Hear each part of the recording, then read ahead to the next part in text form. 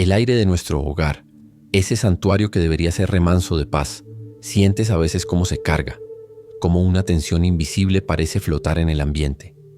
Es esa discusión que surge de la nada, ese malentendido que escala sin sentido, esa distancia que poco a poco se abre entre quienes más amamos.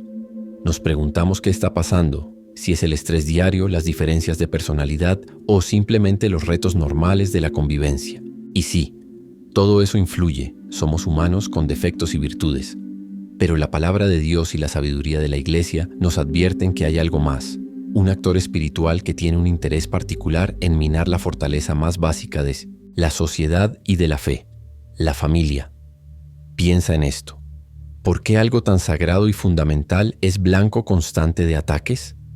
¿Por qué parece que hay fuerzas empeñadas en dividir, en enfriar el amor, en sembrar la amargura justo donde debería florecer la unidad y el apoyo? No es casualidad, es una estrategia deliberada. Y no estamos hablando de teorías conspiranoicas, sino de una realidad espiritual de la que nos han hablado nuestros pastores. Y sí, hasta papas como León XIII, cuya visión profética sobre las amenazas a la familia resuena hoy con una fuerza inusitada.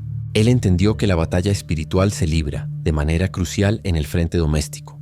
En este video no solo vamos a ponerle nombre a esa fuerza que busca desestabilizar tu hogar, sino que vamos a destapar sus 7 estrategias más comunes, esas tácticas sutiles, a veces casi imperceptibles, con las que el enemigo espiritual intenta colarse por las rendijas de nuestra vida familiar para robarse la paz. Pero no nos quedaremos ahí. Lo más importante es que vamos a descubrir, a la luz de nuestra fe, cómo identificar estas estrategias y, sobre todo, cuáles son las defensas espirituales que podemos activar día a día para blindar nuestro hogar y convertirlo de nuevo en ese refugio de amor y de Dios que está llamado a ser. Prepárate para ver con otros ojos las dinámicas de tu familia y para armarte espiritualmente contra ellas. Piénsalo de esta manera. Si el enemigo espiritual, del que nos habla nuestra fe, tiene un objetivo primordial, es todo aquello que refleja la imagen de Dios y que es fundamental para su plan de salvación. ¿Y qué hay más fundamental después de la relación personal con Dios que la familia? La familia, desde la perspectiva cristiana, no es simplemente una agrupación social o un acuerdo legal. Es la iglesia doméstica, el primer santuario, el lugar donde se siembra la semilla de la fe, donde se aprenden los valores del amor, el perdón, el servicio y la comunión. Es el semillero de vocaciones, la base de la sociedad y el corazón de la iglesia misma. Es por eso que a lo largo de la historia y de forma muy clara en nuestros tiempos, nuestros pastores nos han alertado constantemente. La familia es un objetivo prioritario en la batalla espiritual. No porque Dios la haya abandonado, todo lo contrario, sino precisamente por su santidad y su importancia vital. El enemigo sabe que si logra sembrar la cizaña en el campo del hogar, si consigue dividir a los esposos, alejar a los hijos de sus padres o enfriar la caridad fraterna, habrá asestado un golpe durísimo no solo a esas personas, sino a la iglesia y al futuro de la fe en el mundo. Es como si viera en cada familia una pequeña fortaleza de Dios en el mundo, y su empeño es sitiarla, debilitarla desde dentro. Esta preocupación no es nueva. La Iglesia, en su sabiduría milenaria, siempre ha sido consciente de esta vulnerabilidad y ha ofrecido las herramientas espirituales para enfrentarla. Entender este contexto es el primer paso para no caer en el desánimo y para reconocer que las dificultades en casa muchas veces tienen una raíz que va más allá de lo meramente humano. Estrategia número 1: sembrar la semilla de la falta. De paciencia y la irritabilidad constante, piénsalo bien. A veces, sin una razón aparente, el ambiente en casa se siente tenso. Un comentario inocente se malinterpreta al instante. Una pequeña desatención detona una reacción desproporcionada. Un simple desacuerdo se convierte en una batalla campal por detalles insignificantes. Es como si la piel se volviera más sensible, los nervios estuvieran a flor de piel y la tolerancia se agotara a la velocidad de la luz. ¿Te ha pasado que algo que antes te resbalaba o que manejabas con calma, de repente te saca de tus casillas con tu esposo, con tus hijos o con tus papás? Esto no es solo tener un mal día, es una estrategia. ¿Cómo se ve esto en el día a día en un hogar como el tuyo, como el mío? Se manifiesta en respuestas cortantes, en el tono de voz que pica o regaña sin necesidad, en esa mirada de fastidio que lanzas cuando alguien pide algo, en el suspiro exasperado ante una pregunta. Se cuela cuando estás cansado y en lugar de buscar un momento de calma o pedir ayuda, respondes con impaciencia y dureza. Se ve en los pleitos que estallan por cosas tontas, la tapa del dentífrico, un plato sin lavar en el fregadero, el volumen de la televisión, llegar 5 minutos tarde. El enemigo se deleita en inflar estas pequeñeces hasta convertirlas en montañas de conflicto. También se manifiesta en la dificultad para perdonar rápidamente, guardando rencor por esas pequeñas ofensas diarias que al acumularse envenenan la relación. La impaciencia nos roba la capacidad de escuchar con amor, de responder con caridad, de ver en el otro a una persona que también lucha y tiene sus propias cargas. ¿Y por qué funciona tan bien esta estrategia? Porque la convivencia diaria desgasta, lo sabemos. Y el enemigo aprovecha ese desgaste natural, esa fatiga, esas imperfecciones humanas para echar leña al fuego. La falta de paciencia crea un ambiente hostil. Si en casa vives esperando el próximo estallido o sientes que caminas sobre cascarones de huevo, dejas de sentirte seguro, de ser tú mismo. La irritabilidad constante destruye la paz, que es el cimiento del hogar. Rompe la armonía, genera miedo o resentimiento en lugar de confianza y amor. Le quita al hogar ese carácter de refugio y lo convierte en un campo de batalla minado de tensiones. Una familia donde predominan la impaciencia y el enojo es una familia vulnerable, dividida por dentro, fácil de desmoronar ante pruebas mayores. El enemigo no necesita grandes pecados, le basta con minar la caridad en las pequeñas interacciones diarias. Entonces, ¿cuál es nuestra defensa espiritual contra esta plaga de la impaciencia y la irritabilidad? La clave está en cultivar activamente la paciencia y la mansedumbre, que son frutos del Espíritu Santo. Esto no viene solo, hay que pedirlo. Pide a diario a Dios la gracia de la paciencia, especialmente con aquellos a quienes más amas. Antes de responder de forma airada, haz una pausa, respira hondo y reza una pequeña jaculatoria. Jesús, manso y humilde de corazón, haz mi corazón semejante al tuyo. Reconoce tus propios límites de cansancio o estrés y busca maneras saludables de manejarlos sin desquitarte con tu familia. A veces, solo necesitas pedir un momento a solas o una ayuda concreta. Practica ver a tu familiar no como la fuente de tu irritación, sino como un hermano en Cristo con sus propias luchas. Ofrece esos momentos de paciencia que te cuestan como un pequeño sacrificio de amor por la santificación de tu familia. La confesión frecuente es un antídoto poderoso, pues nos limpia del orgullo y el egoísmo que alimentan la impaciencia y nos renueva en la caridad de Cristo. Es una lucha constante, sí, pero con la gracia de Dios y un esfuerzo consciente puedes recuperar la paz en las pequeñas interacciones diarias de tu hogar. La paciencia es el termómetro del amor verdadero en la convivencia. Aquí viene la segunda estrategia. Igual de insidiosa, estrategia número 2. Inyectar el veneno de la comparación y la crítica. Esta es sutil. A veces hasta se disfraza de ayuda o de querer que seas mejor. Pero en el fondo, busca minar el amor propio y la unidad familiar. ¿Cómo se manifiesta? Se ve cuando, sin darte cuenta, comparas a uno de tus hijos con el otro, diciendo frases como, es que tu hermano sí es ordenado, o mira a tu prima, ella sí saca buenas calificaciones sin que le rueguen. O cuando entre esposos surgen comentarios del tipo, es que el esposo de fulanita sí le ayuda en la casa, o la esposa de menganito siempre está arreglada. Son esas comparaciones que te hacen sentir insuficiente, que ponen en el otro un ideal inalcanzable y en ti una constante decepción. Pero no se queda solo en la comparación. Esta estrategia se nutre también de la crítica constante y destructiva. No hablamos de correcciones necesarias hechas con amor, sino de ese señalamiento perpetuo de los errores, de enfocarse solo en lo que falta o lo que se hizo mal, sin reconocer lo bueno. Es revivir fallas pasadas en medio de una discusión actual. Es el sarcasmo que hiere bajo la excusa de un chiste. Es esa sensación de que hagas lo que hagas nunca es suficiente para satisfacer a alguien en tu hogar. Es una atmósfera donde el error se castiga con juicio en lugar de acogerse con paciencia y ayuda para mejorar. Se ve también en las murmuraciones entre familiares, donde se habla mal de uno a espaldas del otro, sembrando desconfianza y resentimiento. ¿Por qué el enemigo usa tanto esta táctica? Porque la comparación genera envidia, resentimiento y baja autoestima, sentimientos que son radicalmente opuestos al amor que une a una familia. La crítica destructiva mata la confianza y la seguridad dentro del hogar. Si en casa me siento constantemente juzgado, insuficiente o comparado negativamente con otros, mi hogar deja de ser mi refugio. Se convierte en un lugar donde me siento expuesto, vulnerable y herido. Esto rompe el sentido de equipo, de que estamos juntos en esto. destruye la capacidad de celebrar los éxitos ajenos y de ofrecer apoyo incondicional en los fracasos. Una familia carcomida por la comparación y la crítica es una familia dividida, donde cada miembro se siente solo en su lucha y donde florecen la envidia y la amargura en lugar de la alegría y el apoyo mutuo. El enemigo busca que nos veamos como rivales o decepciones en lugar de regalos de Dios el uno para el otro. ¿Cómo nos defendemos espiritualmente de esta estrategia? La defensa es cultivar la afirmación y el aprecio incondicional. Requiere un esfuerzo consciente y una decisión diaria. Proponte activamente encontrar y verbalizar lo bueno en cada miembro de tu familia. Agradece las pequeñas cosas. Reconoce sus esfuerzos, sus cualidades, sus talentos únicos, sin compararlos con nadie. Bendice a tu familia en tu oración pidiendo verlos como Dios los ve, con amor infinito a pesar de sus imperfecciones. Antes de criticar, detente y pregúntate, ¿es necesario lo que voy a decir? ¿Lo diría Jesús? Construye o destruye.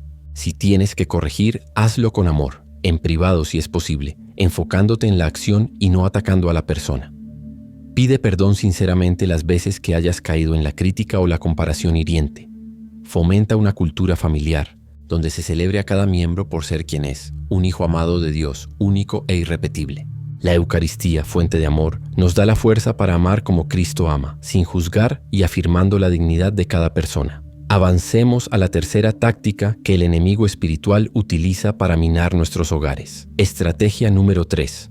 Promover el individualismo y romper el sentido de equipo. Esta es una de las más potentes en la cultura actual, que constantemente nos bombardea con mensajes sobre la autorrealización individual por encima de todo.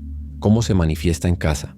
Lo vemos cuando cada miembro de la familia vive en su propia burbuja, encerrados en sus cuartos, absortos en sus teléfonos, tabletas o videojuegos, con audífonos puestos, desconectados del ambiente común. Es cuando se pierden las comidas juntos, en la mesa porque cada quien come a su hora, o pido algo para mí. Es priorizar mis amigos, mis hobbies o mi trabajo de tal manera que apenas queda tiempo y energía para compartir, conversar o simplemente estar con la familia. El individualismo se cuela también en la mentalidad de lo mío versus lo nuestro. Se resiste a compartir, a ceder, a sacrificarse un poco por el bienestar del otro o de la familia entera. Se ve en la falta de disposición para ayudar en las tareas del hogar si no me benefician directamente, o en la actitud de que yo ya cumplí con lo mío, lo demás no me toca. Es esa sensación de que vives bajo el mismo techo que otras personas, pero cada quien en su propio universo, con sus propios intereses y sus propias rutinas, sintiéndose casi como extraños o simples compañeros de piso en lugar de una familia, unida por lazos profundos y un propósito común. La tecnología, mal utilizada, se convierte aquí en una herramienta perfecta para aislar a las personas sin que se den cuenta, manteniéndolas físicamente cerca, pero emocionalmente distantes. ¿Y por qué esta estrategia es tan efectiva para el enemigo? Porque la familia, en esencia, es una comunidad de amor, un equipo. Se supone que es el lugar donde aprendemos a amar dando y recibiendo, a cuidarnos mutuamente, a apoyarnos en las dificultades, a compartir las alegrías y las tristezas. Si el individualismo prevalece, esta comunión se rompe. Cada miembro se aísla, se debilita. Se pierde la fuerza que da el saber que no estás solo, que tienes un grupo de personas que te respaldan incondicionalmente. El egoísmo florece donde debería estar la entrega. Cuando cada quien mira solo por sí mismo, el tejido familiar se desgarra, dejando a todos vulnerables. Se pierde la capacidad de enfrentar juntos los retos de la vida, de orar unos por otros, de construir algo más grande que la suma de las partes. Una familia individualista es una familia fácil de dividir y conquistar. Nuestra defensa espiritual contra el individualismo es fortalecer activamente el sentido de comunidad y de equipo en el hogar. Esto requiere intención y disciplina. Hagan un esfuerzo consciente por crear y proteger momentos para estar juntos y conectar de verdad. Cenen en familia sin distracciones. Guarden los teléfonos. Busquen actividades que disfruten hacer. Juntos, juegos de mesa, paseos, películas, ir a misa unidos. Conversen sobre su día, sus pensamientos, sus sentimientos. Establezcan responsabilidades compartidas en casa, no como castigo, sino como una contribución al bienestar de todos, explicando que así se cuidan unos a otros. Fomenten la ayuda mutua natural y, fundamentalmente, recen juntos. La oración en familia es la medicina más potente contra el individualismo, porque nos recuerda que nuestra unión no es solo humana, sino que está cimentada en Dios. Al orar juntos, ponemos a Cristo en el centro de nuestra relación, y Él es la fuente de todo amor y unidad. Hablen sobre los valores que quieren vivir como familia y cómo pueden apoyarse mutuamente para lograrlos. Recuerden que el matrimonio es la base de este equipo, llamando a los esposos a ser el primer ejemplo de donación mutua. Sigamos adelante con la cuarta estrategia, que ataca directamente la dignidad de la persona dentro del hogar. Estrategia número 4. Minar el respeto y la admiración mutua. Esta estrategia busca destruir la estima que los miembros de la familia se tienen unos a otros, erosionando la base de la dignidad y el valor personal dentro del hogar. ¿Cómo lo vemos? Se manifiesta de maneras que a veces parecen pequeñas, pero que van carcomiendo el amor. Son los gestos de desdén, un ojo en blanco cuando el otro habla, un suspiro burlón, una sonrisa sarcástica ante una opinión o una idea. Es el hablarle a alguien de la familia con un tono que usarías con un inferior o con alguien que te molesta, un tono cargado de impaciencia, burla o desprecio. Se ve en la tendencia a interrumpir constantemente al otro, a no dejarlo terminar una frase, a desechar sus sentimientos o sus problemas como si no tuvieran importancia. ¡Ay! Ya vas a empezar con lo mismo. Esta estrategia se fortalece con la crítica pública, incluso si se disfraza de broma, que avergüenza o menosprecia a un familiar delante de otros, amigos, parientes, etc. También se manifiesta en la falta de cortesía básica que sí usamos con extraños. No decir por favor, gracias, permiso o no disculparse tras un error menor. Es dar por sentada a la otra persona, no reconocer sus esfuerzos, su trabajo, visible o invisible, dentro o fuera de casa, sus talentos. Es perder la capacidad de admirar sinceramente las cualidades del esposo, de la esposa, de los hijos. Cuando en casa se permite el trato irrespetuoso entre padres e hijos, o peor aún, entre esposos, la puerta está abierta para que entre mucho daño. Los apodos hirientes, el ignorar intencionadamente al otro, el no valorar su presencia. Todo esto mina el respeto. ¿Por qué esta táctica es tan destructiva? Porque el respeto mutuo es el oxígeno de cualquier relación sana, y en la familia es vital. Cuando se pierde el respeto, se abre la puerta al desprecio, y el desprecio es uno de los mayores venenos para el amor conyugal y filial. Sentir que la persona que se supone que te ama más te desprecia, te menosprecia o no valora quién eres o lo que haces, es devastador. Te hace sentir inseguro, sin valor, no digno de amor. En un ambiente donde no hay respeto, no puede haber verdadera confianza ni intimidad. El hogar deja de ser un espacio seguro para expresar sentimientos, ideas o vulnerabilidades. El enemigo logra que nos veamos no como hijos amados de Dios con una dignidad inmensa, sino a través de la lente distorsionada del juicio y el menosprecio humano. Esto debilita los lazos y hace que los miembros de la familia se alejen emocionalmente, buscando quizás en otros lugares el reconocimiento y el respeto que no encuentran en casa. Nuestra defensa espiritual y práctica contra esta estrategia es cultivar y demostrar activamente el respeto y la honra mutua. Esto comienza con una decisión consciente de tratar a cada miembro de tu familia, desde el más pequeño hasta el más grande, con la misma dignidad y cortesía que le darías a un invitado de honor, o mejor aún, con la reverencia con la que tratarías a Cristo presente en ellos. Usa siempre por favor y gracias. Escucha de verdad cuando te hablen, sin interrumpir ni juzgar con antelación. Reconoce y agradece explícitamente los esfuerzos y sacrificios que otros hacen por la familia. Habla bien de tu esposo e hijos, tanto en privado como cuidadosamente y con prudencia delante de otros. Si tienes que corregir, hazlo con respeto por la dignidad del otro. Establece y respeta límites saludables en la comunicación y el trato. Reza por la gracia de ver a tus familiares con los ojos de Dios, reconociendo su inmenso valor. El servicio mutuo en las pequeñas cosas del día a día, hecho con alegría y sin esperar nada a cambio, es una poderosa forma de expresar respeto y amor.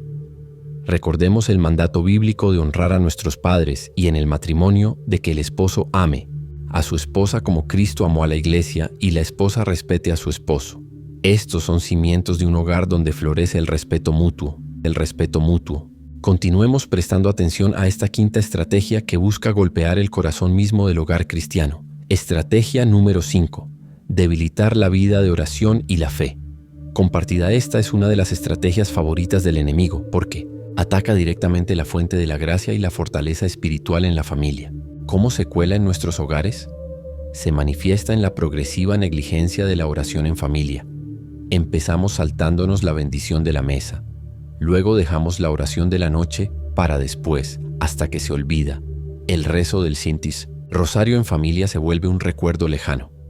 La misa dominical se convierte en una opción negociable, cediendo ante el cansancio, los compromisos sociales o las actividades deportivas. La fe se relega a ser un asunto puramente individual, algo que cada quien vive a su manera, sin espacios para compartirla, hablar de ella o vivirla juntos en casa. Vemos esta estrategia operando cuando no se habla de Dios, de la Virgen, de los santos, de los valores del Evangelio en las conversaciones diarias.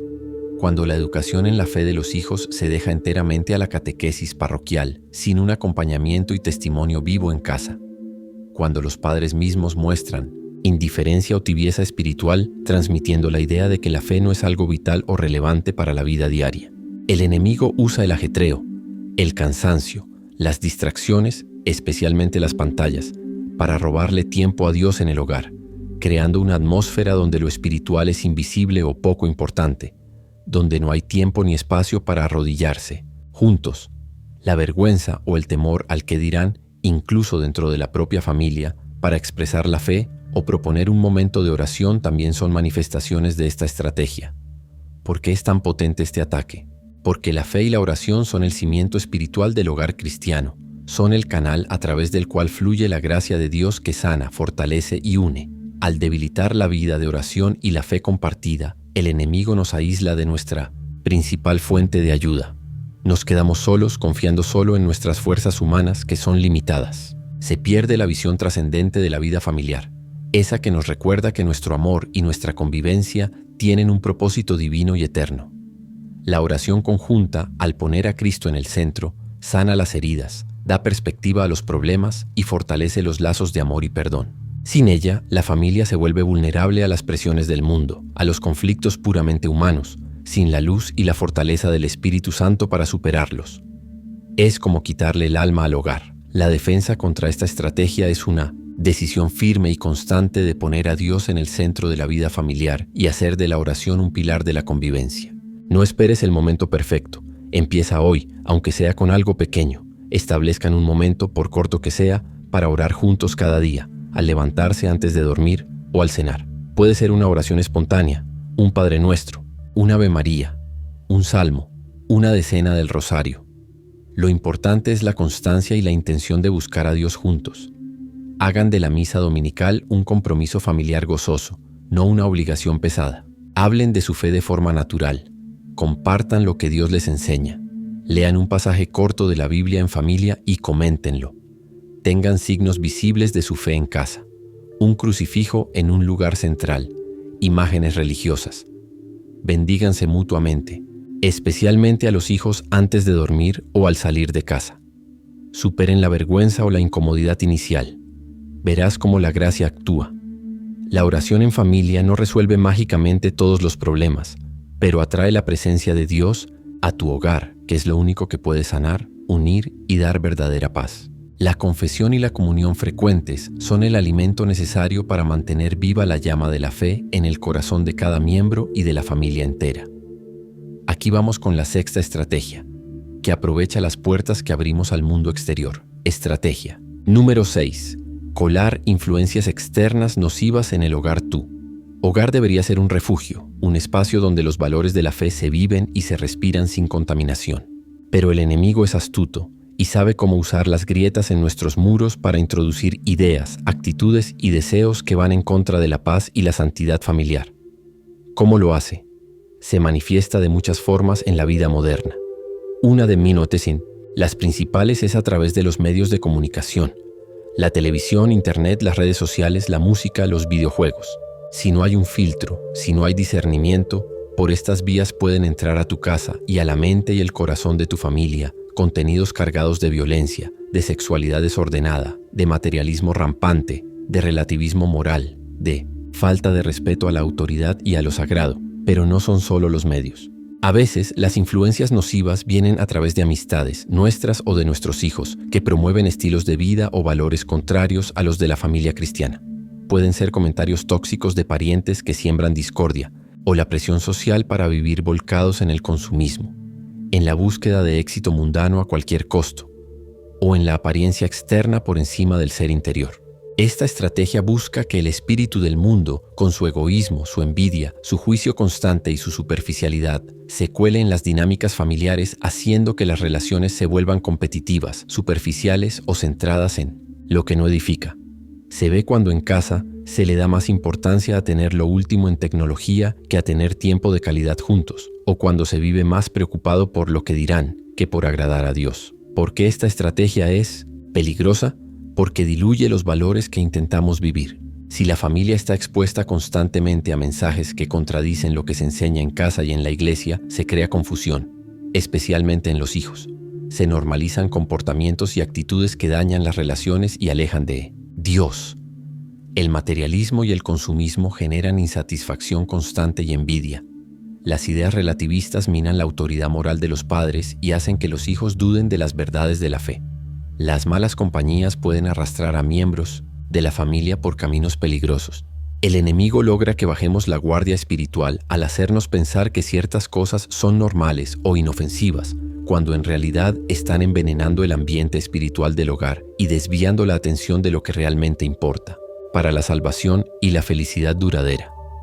Nuestra defensa espiritual contra las influencias externas nocivas es ejercer un firme discernimiento y establecer fronteras claras. Sé consciente de lo que entra a tu hogar a través de los medios. No todo lo que es popular es bueno o inofensivo. Establezcan límites de tiempo para el uso de pantallas y elijan juntos contenidos que sean edificantes y que promuevan valores positivos. Hablen abiertamente en familia sobre lo que ven y oyen fuera de casa. Analícenlo a la luz de su fe. Ayuden a los hijos a desarrollar un pensamiento crítico. Sean prudentes con las amistades que invitan a casa o con las que sus hijos pasan mucho tiempo. Si una relación es consistentemente perjudicial para la vida de fe o los valores, quizás sea necesario poner distancia, pidiendo antes sabiduría a Dios y orando por esa persona. Centren la vida familiar no en el tener cosas, sino en el ser. Personas de bien y en crecer espiritualmente. Consagren su hogar al Sagrado Corazón de Jesús y al Inmaculado Corazón de María, pidiendo su protección contra todo mal e influencia maligna. Hablen de sus valores familiares basados en Cristo y esfuércense por vivirlos coherentemente, para que sean un faro fuerte que guíe a todos. El ayuno de ciertos programas, redes sociales, etc., puede ayudar a recuperar el dominio propio y el discernimiento. Llegamos a la séptima y una de las estrategias más insidiosas, porque ataca directamente el pegamento que mantiene unidas las relaciones. Estrategia número 7. Sembrar la desconfianza y el resentimiento, bloqueando el perdón. Las relaciones humanas, y especialmente las familiares, implican cercanía, vulnerabilidad y, por lo tanto, la certeza de que en algún momento nos heriremos, consciente o inconscientemente. Es inevitable. La forma en que manejamos esas heridas es lo que determina la salud y la capacidad de duración de la relación. El enemigo lo sabe, y por eso su séptima estrategia es impedir que la confianza se restaure y que el perdón fluya libremente. ¿Cómo se manifiesta esto en el hogar? Se ve en la desconfianza constante, a veces sin bases reales, la esposa que duda del esposo sin motivo, los padres que no creen a sus hijos, los hermanos que se miran con recelo.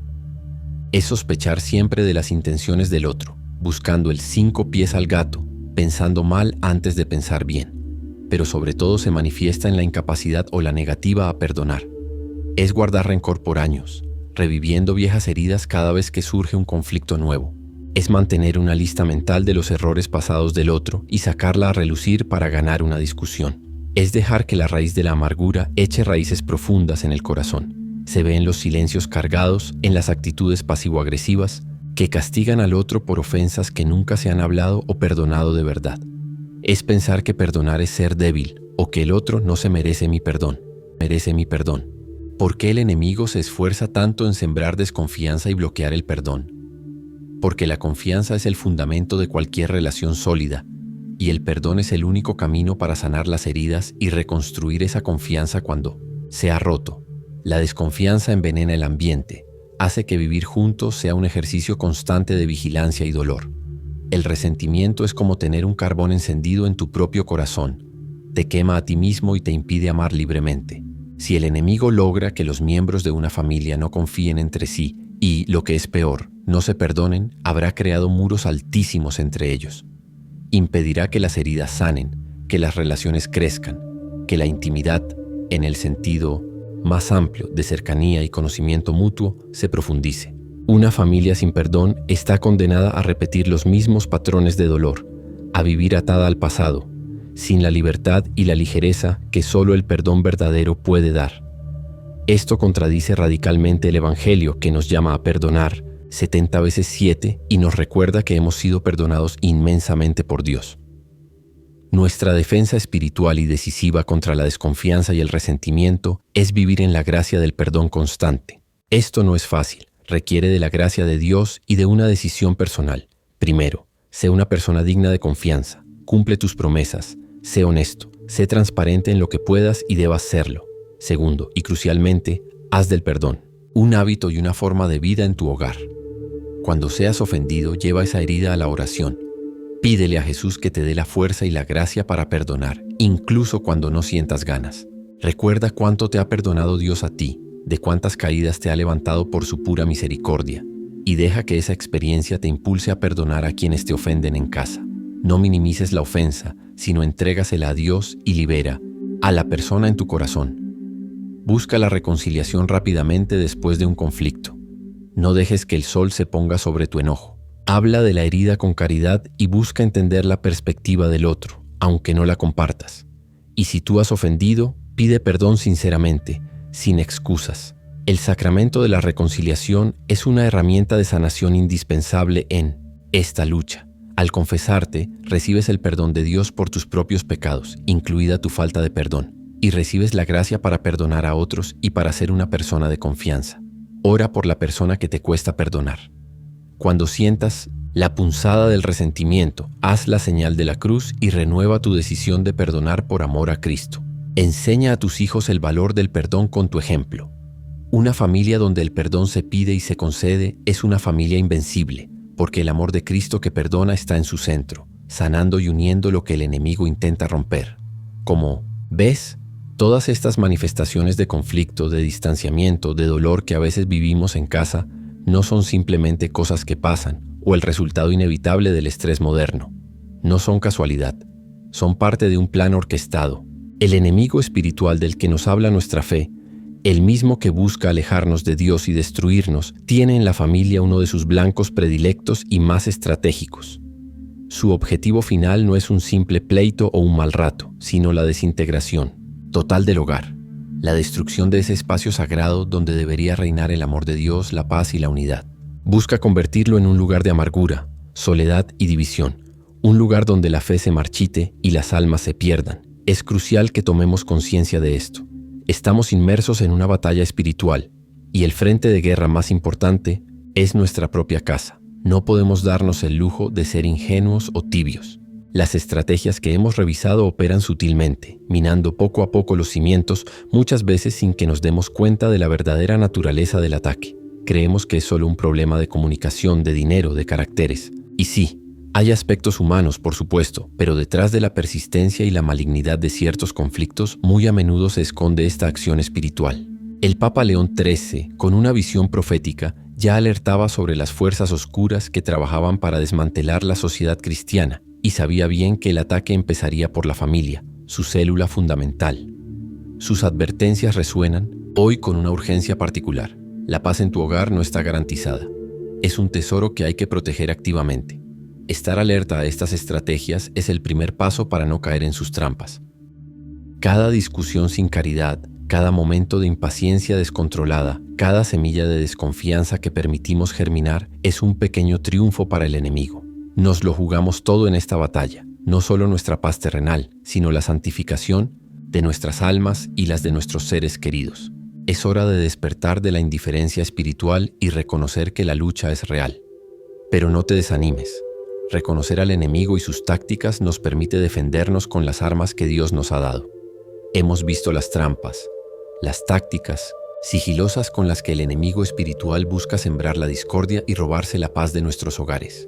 Podría parecer abrumador, una batalla constante, pero la buena noticia, la gran verdad que sustenta nuestra esperanza, es que no estamos solos en esta lucha y que Dios, que instituyó la familia, nos ha provisto de armas espirituales poderosísimas para defendernos y para vencer.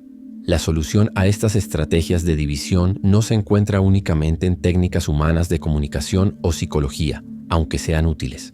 La solución es fundamentalmente espiritual.